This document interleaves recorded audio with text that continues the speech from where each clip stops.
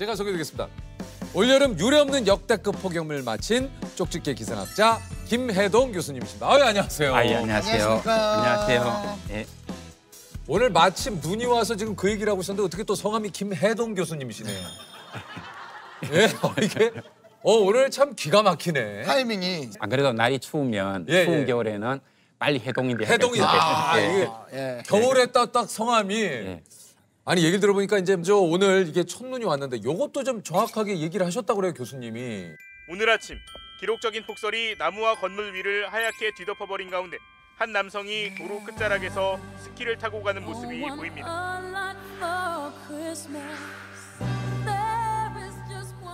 예, 어제 날씨가 기상청 예보를 보면 한 3도, 4도 이렇게 예보가 나왔었거든요. 네. 근데 기상청 예보관들은 지상 온도가 3도 이하가 되면 눈이라고 예보를 하고 3도 이상이 되면 비라고 예보를 하거든요. 네. 그러니까 어제 같은 경우는 아주 경계선상에 있기 때문에 이걸 눈이라고 해야 될까, 비라고 해야 될까. 근데 어제 작가님한테 제가 내일은 화이트 촬영입니다 이렇게 문자를 보낸 적이 있습니다. 정확하게.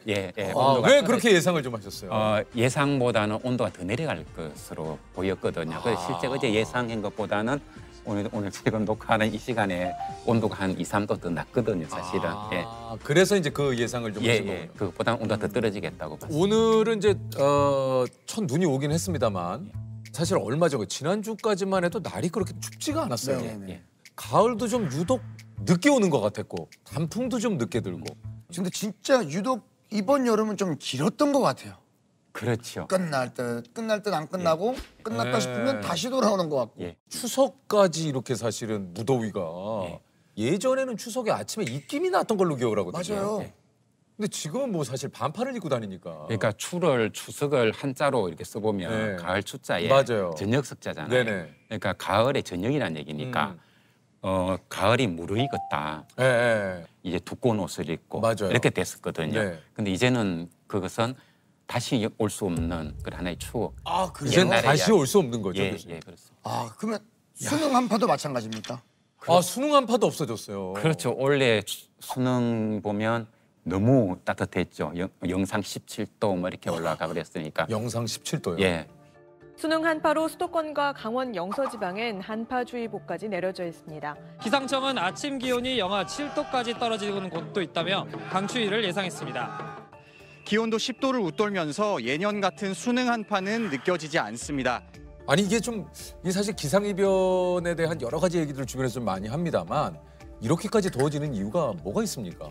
결국은 우리가 얘기하는 지구온난화, 기후위기 이런 이야기죠. 그러니까 전 세계의 70%가 바다이고 그 안에 우리가 대륙이 큰 것 같지만 30%밖에 안 되니까 사실은 우리가 큰 바다에 떠 있는 섬에 살고 있는 것인데요. 해수 온도가 굉장히 높거든요, 주변이. 그러니까 우리가 살고 있는 이 계절이 여름에도 덥고 봄, 가을도 더워지고 뭐 이런 것들이 뭐 자연스러운 현상이 아니겠습니까? 가을, 여름이 이게 뭔가 체감적으로 느끼게 야, 이거 진짜 지구온난화가 좀 심해졌구나 라는 게 좀 느껴지는 해이기도 했거든요. 사실은 사람들이 잘 기억은 못하겠지만 작년에도 11월 중순까지 29도 더위까지 있었고요. 그랬었나요? 그렇습니다. 그래요? 그러다가 갑자기 한 30도 온도 뚝 떨어지면서 영하로 내려갔었거든요. 이게 이제 기후위기 이 시대의 기상의 특성이다. 이런 것을 돌변성이라고 해야 합니다. 돌변한다. 그래서 작년입니까? 2023년 같은 경우에 이탈리아 같은 경우에는 8월 달에 35도, 37도 더위가 시작되다가 그 다음날 갑자기 영하로 떨어지면서 폭설이 내린 적도 있습니다. 이탈리아에서요? 그런 식으로 변하는 거죠. 영화같이. 그리고 미국의 덴버시는 아주 유명합니다. 폭염특보가 내렸다가 그 다음날 영하 5도 이렇게 내려가면서 그냥 우리가 걷지도 못할 정도의 폭설이 쏟아지고 이런 현상들이 나타나는 거죠. 그래서 기후위기 시대에는 얼마나 추워졌다, 얼마나 더워졌다 이것보다는 이 변동성이 얼마나 커지는가 이게 가장 핵심이라는 걸 보면 됩니다. 그래서 금년 겨울 같은 경우도 온도가 높았다가 갑자기 뚝 떨어졌다가 다시 온도가 훅 올라갔다가 뚝 떨어졌다 이런 것들이 되풀이 될 것으로 생각합니다. 그러니까 이게 기후 위기의 어떤 증거라는 하나의 증거입니다.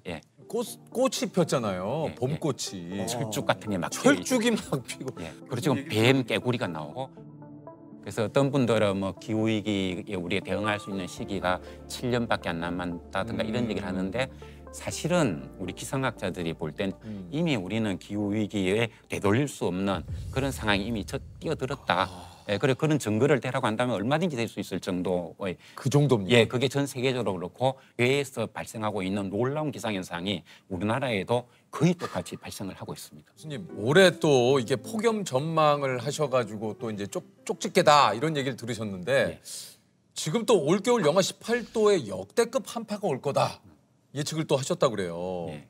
아니 근데 이게 이제 얼마 전에 기상청에서는 올겨울이 평년보다 따뜻할 거다 예. 이런 예상을 좀 했는데 예.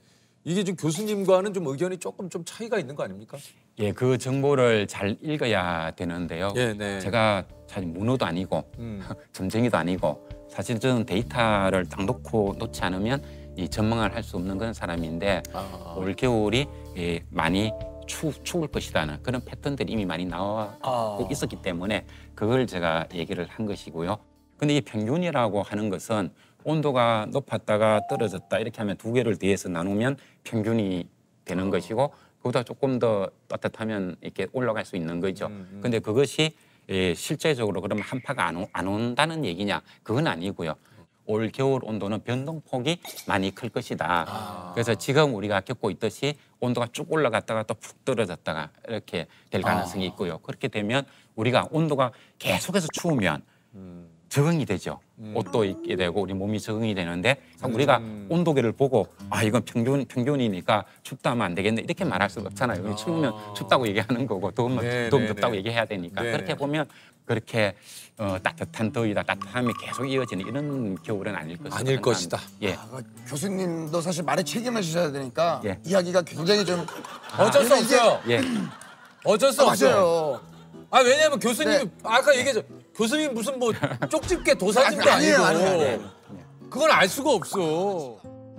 근데 전 세계 진짜 많은 분들이 노력하시지만 그 정확하게 예측한다는 거 사실은 그럼요. 그러니까 인간의 영역을 벗어난 제가 거잖아요. 얘기하는 건 보면요. 올 겨울이 추울 것이라는 것은 우리나라 기상청의 계절 전망에도 나왔고요. 물론 저는 9월 달에 얘기했고 기상청에는 10월 달에 얘기하고 한 달에 격차는 나지만 어쨌든 그거는 이제 누구나 다 전망을 했던 그런 이야기거든요. 그런데 사실은 이 얘기를 하려면은 좀 부담은 많이 됩니다. 그렇겠죠. 왜냐하면 이거는 5천만 국민들이 어. 시간이 지나면 누구나 다 할 수 있는 거짓말을 할 수가 없는 그런 현상이 네네네. 있죠. 그래서 저도 이 꼭다물에 가만히 있으면 비난을 받지 않는데 그 얘기를 했다가 맞지 않으면 큰 문제가 될 수가 있고 그렇죠. 또 이런 얘기를 하면 대비를 하시니까. 해야 되고 그렇죠. 그리고 그게 큰 비용이 들어가는데 그게 어긋나면 그렇죠. 부담이 클 수가 있지요. 네네. 근데 제가 잘 맞췄다 해가지고 뭐 누가 저에게 큰 칭찬을 하는 것도 아니고 돈을 교수님 욕만 입장에서는 그러니까 욕만 사실상 먹어 교수님. 아. 못 맞추면 욕만 먹지. 또 맞췄다고 칭찬도 안 해. 그 유일한 혜택이라는 게 유퀴즈에 나오는 점에서 그런 예측은 더 좀 촉이 네. 좀 있으신 것 같으세요? 근데 남편이 좀 이렇게 그 데이터에 기반해서만 얘기를 하고 그게 아닐 때는 뭔가 좀 이렇게 불안해 하더라고요. 네.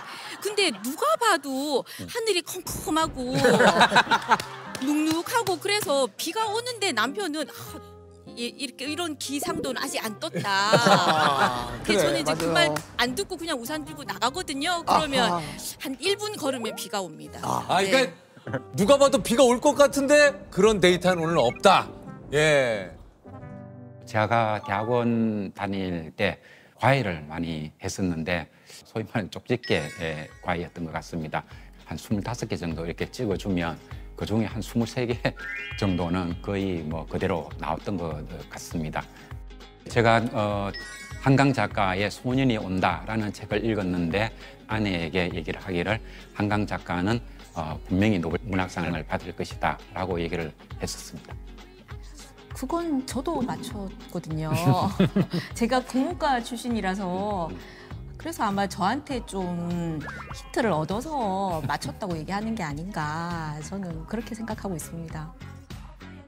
예측을 한번 해보라 이렇게 얘기를 한다면 12월 셋째, 넷째 주 정도가 되면 영하 5도 이하로 떨어지는 겨울다운 겨울이 오겠습니다만 그때 좀 찬 공기가 내려오고 화이트 크리스마스가 될 가능성도 있다 이렇게 전망을 해보고 싶습니다. 아니 어쨌든 세계 각계 전문가들이 이제 올해 인류 최대 위험 요소로 기후 변화 이런 얘기를 좀 했다고 하는데 10년간 기후 변화로 인한 경제적 손실이 2,700조. 2,700조. 와, 이거 좀 곳곳에서 일어나는 일이에요. 이런 기상 변화와 기후 변화가 뭔가 인간이 예측할 수 없는 극단의 어떤 상황. 갑자기 덥거나 갑자기 춥거나 비가 갑자기 폭우가 내리거나 우리나라도 요즘 사실 이제 그 장마철에 갑자기 막 폭우가 내리잖아요. 가장 큰 저에게 우리나라 기후 위기 오는 것 중에 무엇이 가장 겁이 납니까? 그리고 무엇이 가장 먼저 닥칠까 이런 얘기를 한다면 아까 태풍 얘기도 하셨는데 그 슈퍼 태풍 이야기를 하거든요. 슈퍼 태풍이라고 하는 것은 비가 하루에 1,300mm 이상. 1,300mm. 예. 얼마 전에 몇 년 전에 이제 강남에 폭우로 물이 잠긴 게 그게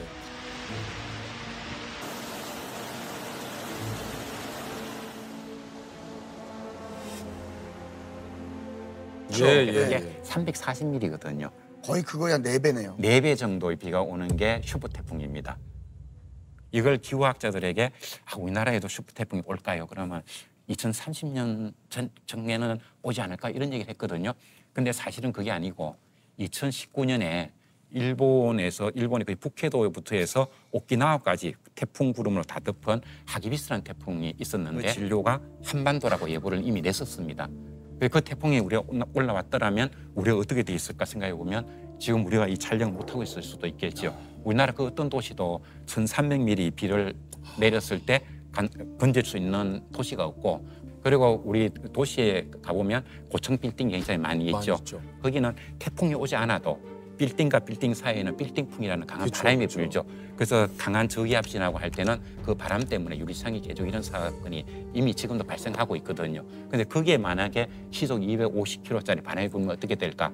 유리창 다 깨지는 거고 그 안에 사는 사람들은 그 안에 버틸지도 못할 겁니다. 이상하지 않는 그런 시기에 우리가 놓여져 있습니다. 그러니까 우리나라 도시들은 다 그렇게 만들어 놓았거든요, 지금.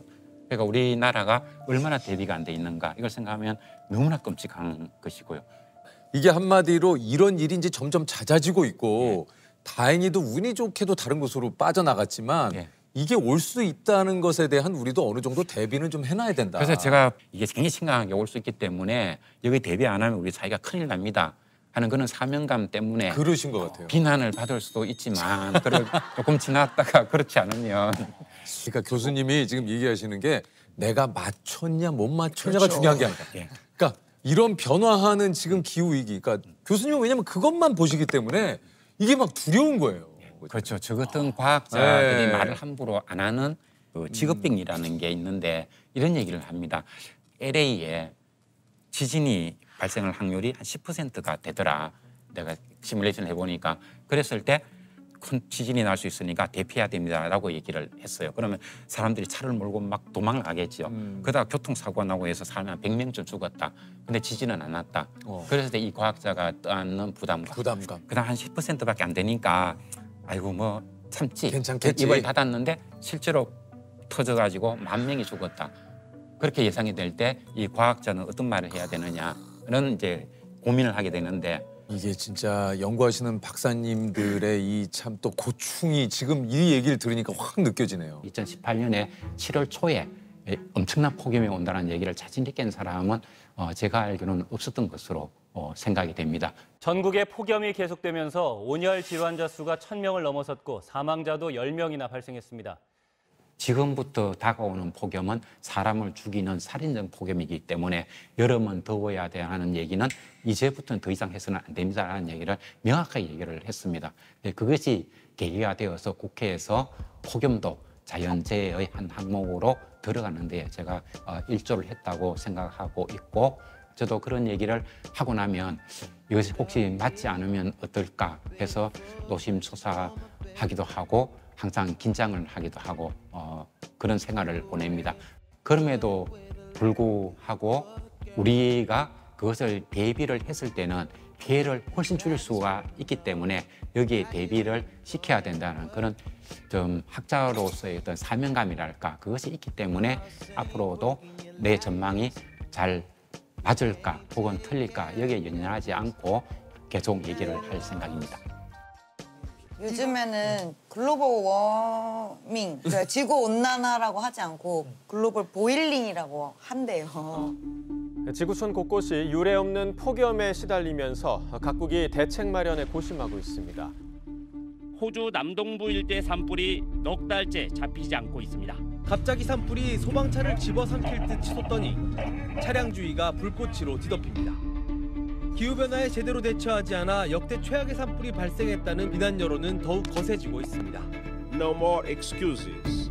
No more waiting for the others to go first. There is simply no more time for that. 유럽에서는 4월부터 30 몇 도가 넘어가고 맞아, 막 이런 맞아요. 현상들이. 네. 아니 그거보다 지금 남미가 겨울이잖아요.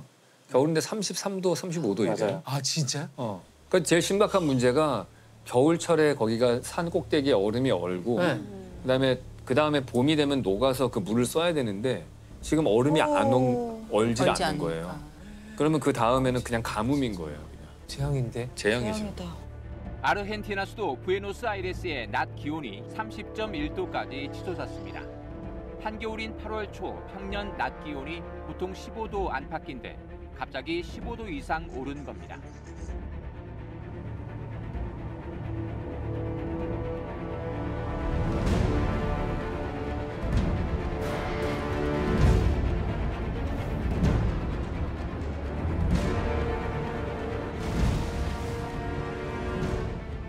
보통 기후 위기를 이야기할 때 지구의 평균 온도가 올라갔다는 걸 얘기하는 거거든요. 그 평균 온도가 올라가는 거를 그 이유가 이산화탄소 때문에 그런 거고 이산화탄소는 사실 우리가 숨 쉴 때에도 나오는 거지만 사실 동물이 만들어낸 이산화탄소는 식물과 균형을 이루고 있어요. 식물이 이산화탄소를 필요로 하기 때문에 지금 문제가 되는 이산화탄소는 거기서 벗어나는 추가적인 이산화탄소거든요.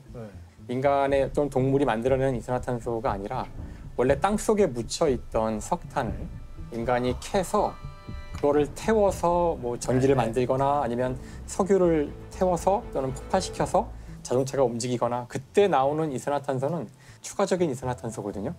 이제 그것 때문에 지구의 온도가 올라간 거예요. 그러니까 이게 바로 언제냐면 산업혁명 때죠.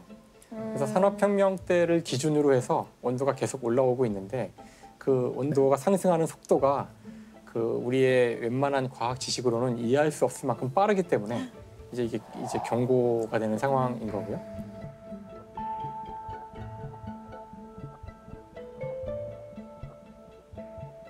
그래서 산업혁명 때를 기준으로 했을 때 지금 온도가 1.2도 정도 올랐어요. 1.2도. 그럼 이제 이런 얘기를 하는 사람들이 이제 1.2도 별거 아니지 않나? 1.2도면 뭐 오늘이 뭐 32도, 33도 되는 거 아닌가? 이렇게 별거 아니라고 생각할 수가 있겠지만 지구의 표면의 전체 온도가 1.2라는 거는 엄청난 에너지거든요. 그래서 이런 거 에너지 계산을 하는 거 이제 물리학자들이 좋아하니까 지구의 표면의 온도 전체를 1.2도 올리는 데 필요한 에너지의 총량이 얼마일까? 어떻게 해야 할까? 이거 생각해 볼 수 있잖아요. 뭐 원자폭탄 몇 개. 그렇죠. 사실 인간이 만들어낼 수 있는 그 가장 응축된 에너지원, 가장 강력한 에너지원은 원자폭탄이에요.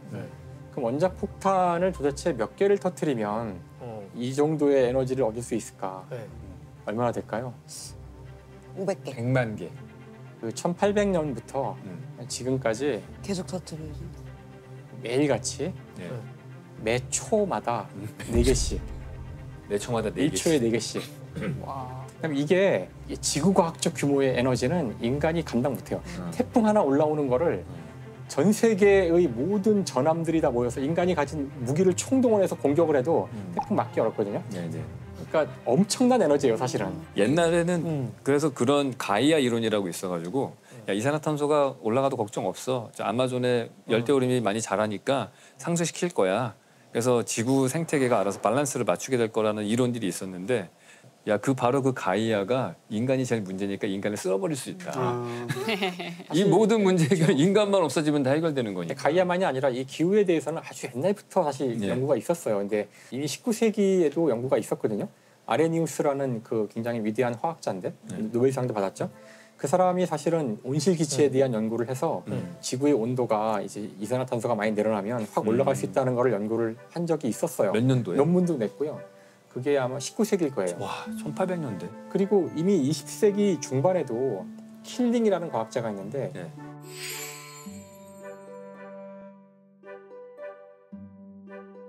이 과학자도 역시 이산화탄소를 걱정을 해서 이거를 측정을 자기가 해야겠다. 아무도 안 하고 있을 때 그래서 조직적으로 측정을 해요. 그래서 하와이에 가서 차근차근 그 이산화탄소 농도를 재기 시작해요.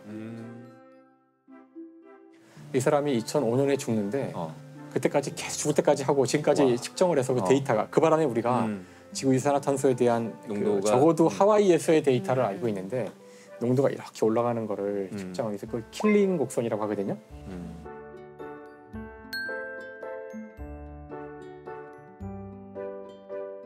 전 그 데이터가 참 재밌었던 게 이게 이렇게 쭉 올라가는 건 맞는데 이게 계절별로 뚝 떨어졌다가 올라갔다가 하는 게 반복돼요.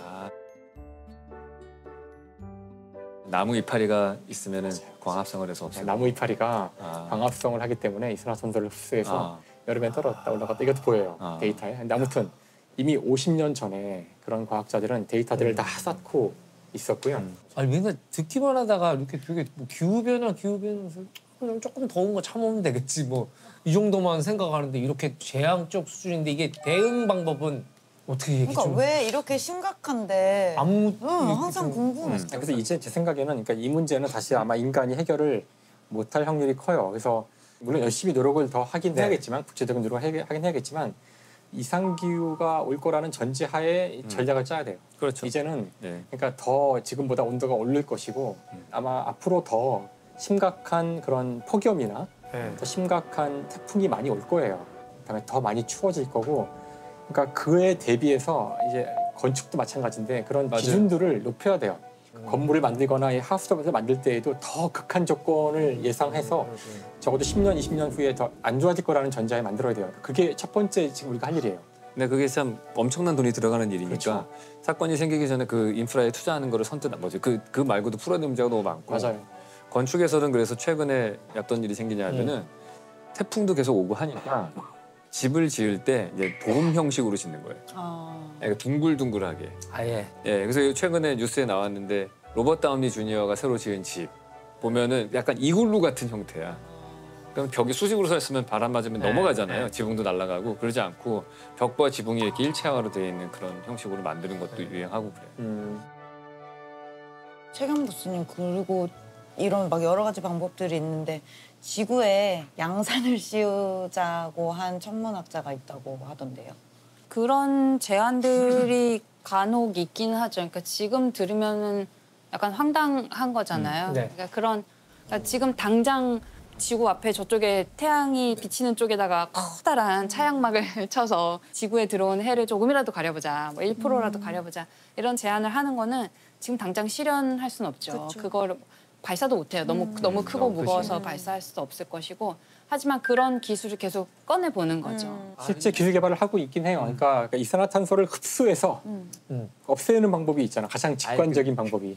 아니 근데 제가 들은 바로는 이산화탄소 포획해가지고 압축한 다음에 어디다 넣냐 하면은 석유를 시추하잖아요.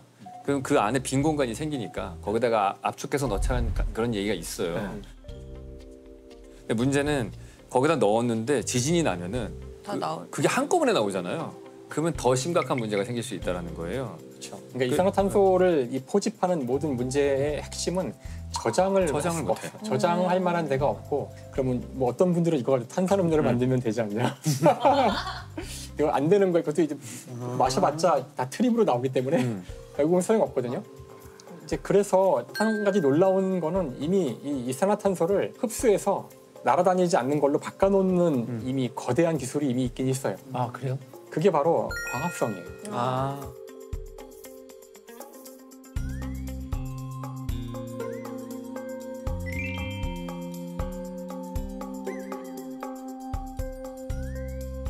현재 인간이 1년 동안 만들어내는 이산화탄소를 다 없애기 위해 필요한 나무가 추가로 얼마를 더 심어야 될까? 얼마예요? 계산을 해보면 한국에 있는 모든 나무의 1000배 정도가 필요해요. 그럼 지금부터 천천히 하면 되잖아요. 이게 아무튼 이런 약속이 안 된대. 그럼 누가 총대 맬 거냐? 지구의 표면이 그 정도도 되나요? 그러니까 이게 사실 항상 그렇지만 이 지구과학적 규모의 양이라는 게 인간이 감당할 수는 없어요. 그래서 다음에 나무를 심는다고 이게 금방 그렇지 빨리 자라는 것도 아니고. 그 요즘 아끼려고 막 텀블러 쓰고 에코백 쓰고 이런 거가 유행이잖아요. 네, 근데 에코백 되게 에코하지 않지 않나요? 너무 많아.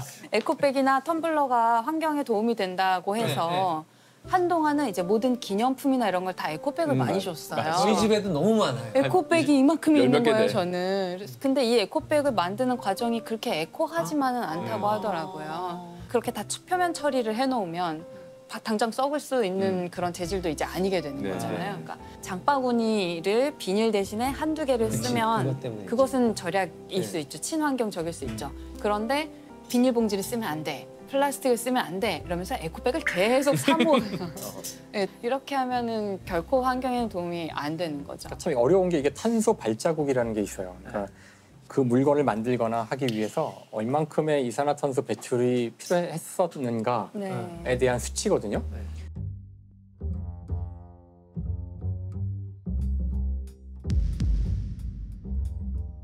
근데 그걸 보면은 말씀하신 것처럼 사실 비닐봉지가 만드는데 별로 이산화탄소가 안 나와요. 의외로 그 석유화학공업에서는 많이 안 나오기 때문에 그 에코백 하나 만드는데 나오는 이산화탄소의 양은 비닐봉지 하나 만드는데 나오는 이산화탄소의 양의 130배인가? 그러니까 사실 에코백을 한 130번은 써야 이게 효과가 있는 거라서 사실 어떻게 보면은 비닐봉지를 내가 쓰는데 한 번 쓰고 버리지 않고 여러 번 쓰면 이 사람이 훨씬 더 이산화탄소 입장에서는 오히려 좋은 일을 한 걸 수도 있고 그다음에 또 하나 이제 그 사람들이 잘 모르시는 것 중에 하나는 딴 것들은 수치가 뭐 한 몇백, 몇십 이런데 100만이 하나 있어요. 뭐야? 비행기예요. 아 그래요? 비행기 타고 인천에서 LA 같은 데 가는 게 자동차나 이런 게 뭐 1000 뭐 이런 데 만 뭐 이렇게 하는데 얘는 100만이에요.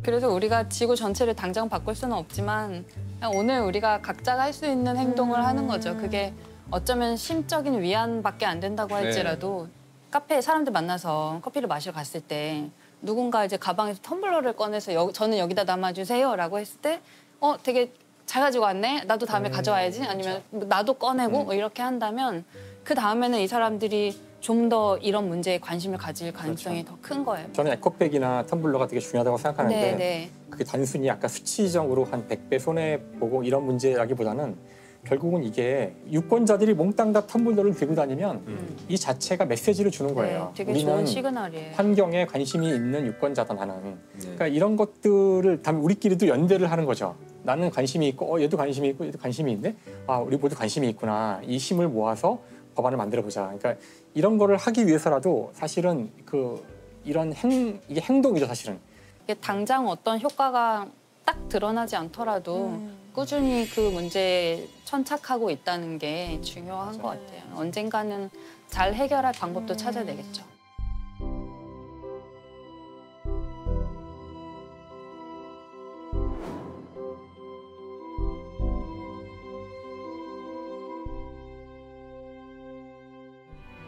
우리가 옛날에 그 기후변화 포스트 딱 보면 가장 많이 나오는 문구가 뭐였죠?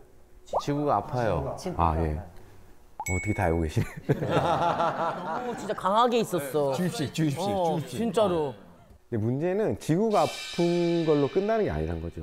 최근에 기후변화가 너무 심해지면서 기후변화로 인해서 인간에게 직접적인 영향을 끼칠 것인가에 대한 연구들이 막 이제 활발해지고 있어요. 예를 들면 이제 뉴욕 시립대학교 퀸스 칼리지라는 데에서 허리케인 샌디가 태아의 정신 건강에 어떤 영향을 미쳤는지 그런 것들 연구를 했는데 그 결과 이제 엄마 뱃속에서 겪었던 그 허리케인의 그 간접적 경험이 아이의 뇌 건강에 영향을 끼친다. 그래서 태아 때 이 허리케인에 노출된 아이는 그렇지 않은 아이에 비해서 ADHD 위험이 60배. 응? 60배? 그다음에 행동장애 위험이 20배. 어머. 여자아이는 불안장애 위험이 20배, 우울증 위험이 30배 이렇게 증가한다고 알려졌습니다. 엄마 뱃속에 있는데도 그 그렇죠. 모든 환경이 다 이게 직접적으로 닿는 거예요? 예, 저도 사실 굉장히 놀랐는데 우리가 뭐 태교나 이런 것들이 중요하다는 걸 생각해 보면 충분히 그럴 예, 가능성은 있을 거라고 보고 심지어 이제 또 다른 연구에서 보면 이런 극한 기온, 폭염이라든지 한파라든지 이런 것들에 노출되면 조산 위험이 평균 60% 이상 증가한다고 또 알려져 있어요. 이런 일이 있어. 저는 그 좀 안타까운 이야기를 들었는데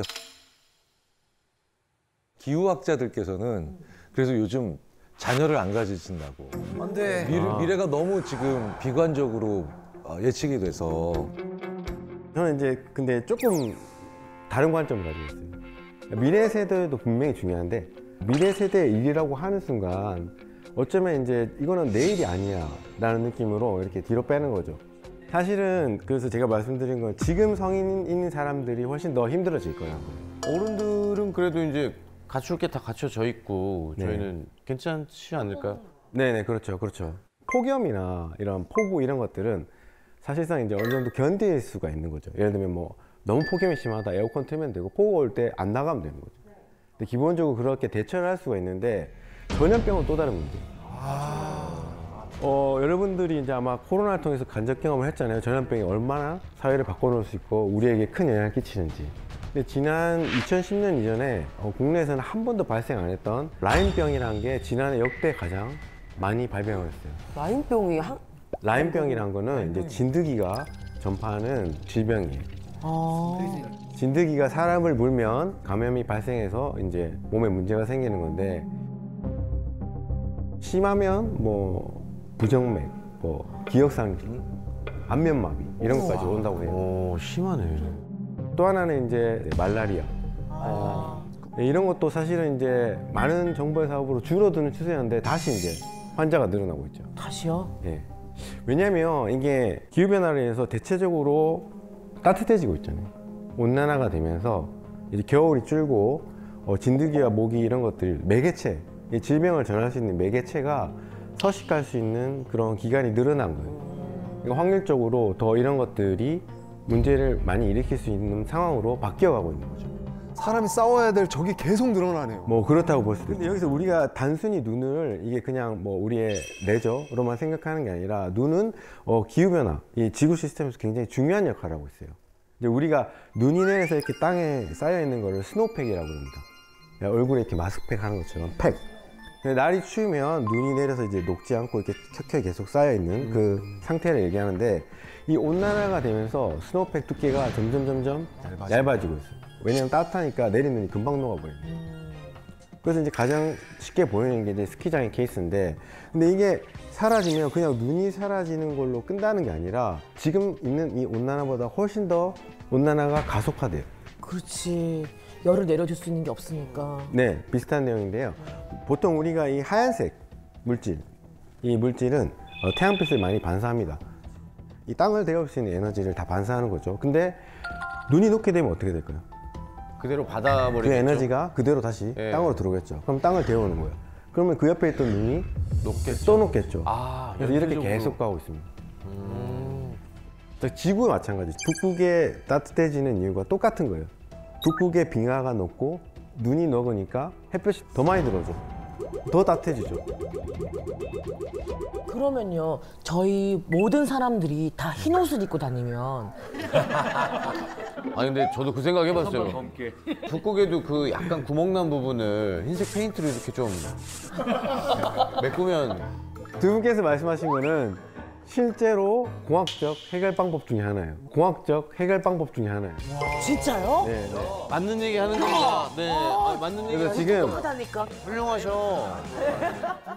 기후공학 기술이라는 게 있어요.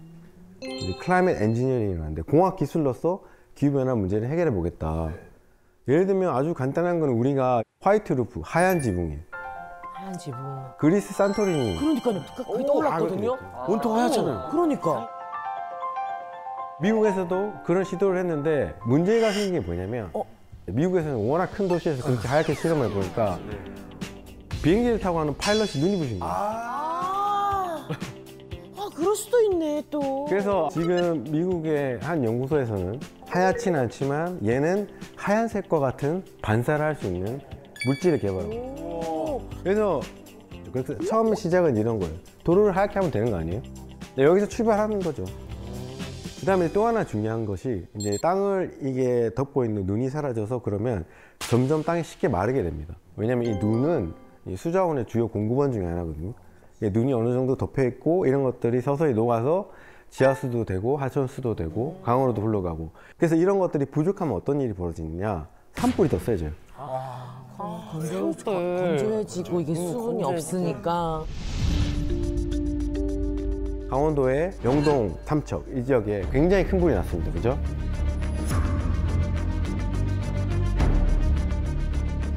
헬기로 막 물 나르고. 근데 그게 왜 그렇게 큰 불이 날 수밖에 없었느냐? 지난 한 70, 80년의 영동 지역의 기상 레코드를 보면 엄청나게 가물어 있었어요. 나무가 다 말라 있어. 그렇죠. 마른 장작이 되어 있는 거예요. 그래서 스노우팩이 사라지게 되면 이런 것들을 조절할 수가 없게 돼요. 또 하나 중요한 점은 얘네들은 보온 역할도 합니다. 겨울에 쌓여 있으면. 눈은 땅 속에 담요라고 생각하시면 돼요. 겨울이 워낙 춥고 땅이 여는데 이불처럼 덮여 있기 때문에 그 안에 에너지가 안 빠져나가고 오히려 땅 속이 위에보다 더 따뜻해요. 그러면 그 안에서 그 겨울을 날 수 있는 뭐 곤충, 동물들이 버틸 수가 있는 거죠. 자, 그러면 그게 사라진다. 추운데 담요 걷어내면 어떻게 되죠? 꽝꽝 얼겠죠. 예. 그래서 바로 생물 다양성까지 문제가 생기는 그런 일이 벌어지게 되는 거죠. 단순히 기후변화로 눈이 사라진다는 거는 좋아하는 스키가 사라진다는 차원이 아니라 더 큰 문제들이 하나씩 추가적으로 발생할 수 있다. 이미 세계 각국이 이제 각종 기후변화로 인해서 굉장히 심한 피해를 입고 있고, 사실 이제 이런 일들이 굉장히 비일비재해지고 있음에도 불구하고 이런 것들을 믿지 않는 사람들이 있어요. 믿지 않는 사람이 있다고요? 믿지 않는다고요? 안 보이니까 그런 거 아니야? 그 대표적인 인물이 바로 도널드 트럼프 전 미국 대통령이죠. 네, 그 사람은 그런 얘기를 했어요. 우리에게 지금 필요한 게 지구온난화다. 왜? 뭐라고요? 필요하다고요? 2019년에 그 트럼프 대통령이 당선이 됐을 때 엄청난 한파가 몰려왔습니다. 영하 50도의 한파. 그러니까 미국을 강타했죠. 네. 그래서 춥다고? 네, 그렇죠. 춥다고요? 그래서 지구온난화? 그래서 지구온난화는 이거 거짓말이야, 허구야. 지금 너무 추워서 우리한테 필요한 거는 지구온난화야 라고 얘기를 했던 거죠. 사실 이제 트럼프가 조금만 더 공부를 했으면 이거는 정확히 기후변화를 잘 설명하는 케이스인데 이 사람들은 그걸 몰랐기 때문에 그거를 이제 결과만 놓고 추워진 것만 가지고 얘기를 한 건데, 왜 미국이 추워졌냐라고 하면은 북극의 온난화라는 게 있어요.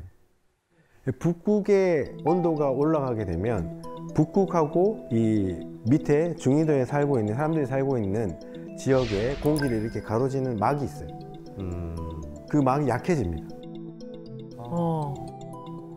이 막은 둘의 온도 차이가 커지면 커질수록 굉장히 팽팽하게 있는 건데, 근데 이 둘의 온도 차가 약해지면 힘이 쭉 빠지는 거예요. 그렇게 되면서 이 공기가 쓰러져 내려오는 거예요. 차가운 데 갇혀 있어야 될 공기가 쏟아져 내려오는 거예요. 지금 한국에서도 겨울에 한파가 한 번씩 옵니다. 맞아요. 평균 기온이 높아지지만 그 한파가 오는 원인이 똑같아요. 그래서 트럼프도 이걸 좀 알았으면 이렇게 얘기를 못 했겠죠. 이런 기후위기를 부정하는 사람들은 지구의 기후는 변하는 것이 당연하다라고 보는 사람들도 있어요. 근데 문제는 사실 맞습니다. 지구의 그 온도는 변하는 게 맞고, 오래전부터 지구는 뭐 빙하기도 있고 간빙기도 있고 온도가 주기적으로 올라갔다 내려갔다 이렇게 하고 있는데, 문제는 지금 그 속도가 너무 빠르다는 거예요. 속도? 자, 이게 보면 지구 평균 기온의 상승 정도죠. 와, 너무 빨리 올라간다. 확 올라간다, 저기 뒤에. 저 파란색이 산업화 이후의 온도고 초록색이 산업화 이전의 온도인데, 지금처럼 저렇게 약 100년 동안 1도 이상 올라가는 적은 인류 역사상 없었다는 거예요. 진짜 없네요. 자, 그럼 이제 지구가 지금 이렇게 계속 뜨거워지고 있는데, 파리 기후변화 협약에서는 산업화 이후 지구 평균 온도를 1.5도 이상 올리지 않기 위해서 노력하자. 이제 저기서 멈추자. 그렇죠. 전 세계적으로. 근데 이미 올해 2월 그 지난 약 12개월, 1년 동안의 평균 기여를 보면 산업화 이후 1.52도를 찍은 거예요. 왜? 그럼 국제사회가 약속했던 마지노선을 이제 처음 초과해버린 거죠. 올해 2월에. 아, 넘었구나.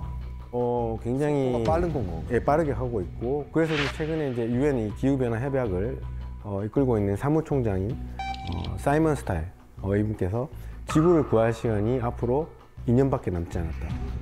뭐 이렇게 경고를 하긴 했어요. 원래는 파리 협약에서는 2도를 얘기했어요.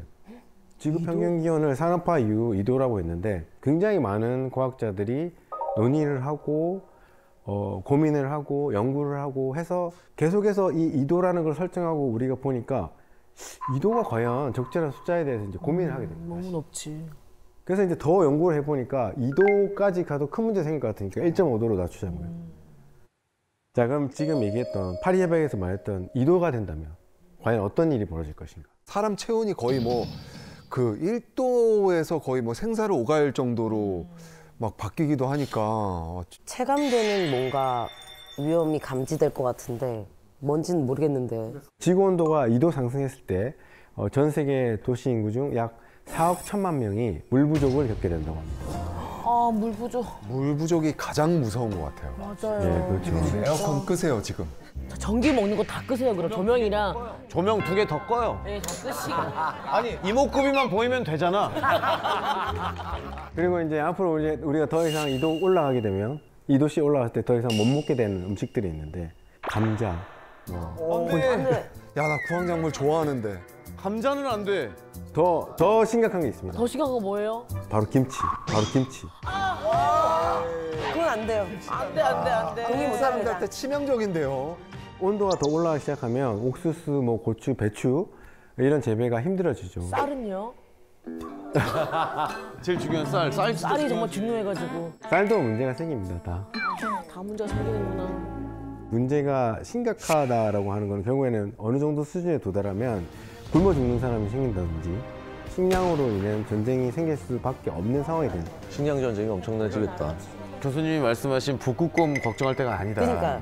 지금 당장 우리가 걱정을 해야 된다. 진짜. 와닿았어. 방금 우리 2도 얘기를 했는데 1도 더 올라가서 만약에 3도가 오르면 어떤 일이 벌어질까요? 야, 그러면 인간이 버티지를 못할 것 같은데요. 그럼 해수면. 자, 3도가 오르면 아주 충격적입니다. 지금 여러분은 이 자리에 앉아 있을 수가 없어요. 타 죽나요? 3도가 올랐을 때 잠기게 될 지역을 빨간색으로 표시해놨어요. 물에 잠기는 지역이요? 잠긴다고요? 네네. 여기 다 잠겨. 상암도 있어. 그래서 여기 우리 촬영 못 한다는 얘기구나. 여러분들이 지금 앉아있는 이곳 상암동도 상당 부분 물에 잠기게 됩니다. 아니, 서울이 잠기는 건 예상도 못했는데? 인천, 김포, 뭐 부천, 특히 이런 데 피해가 크죠.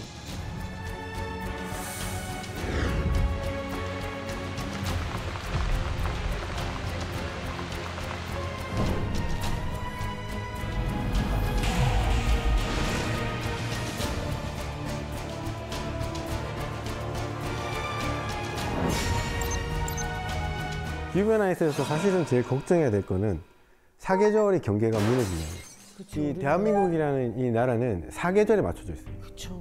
그게 뭐냐? 여러분들의 지금 입고 있는 옷, 먹는 음식, 그다음에 학교의 교육, 사회 경제 시스템 다 사계절에 맞춰져 있어요. 네, 맞아요. 근데 이 경계가 무너지면 어떻게 되죠? 그냥 옷만 갈아입으면 되나요? 다 바꿔야 돼요. 다 바꿔야 돼요.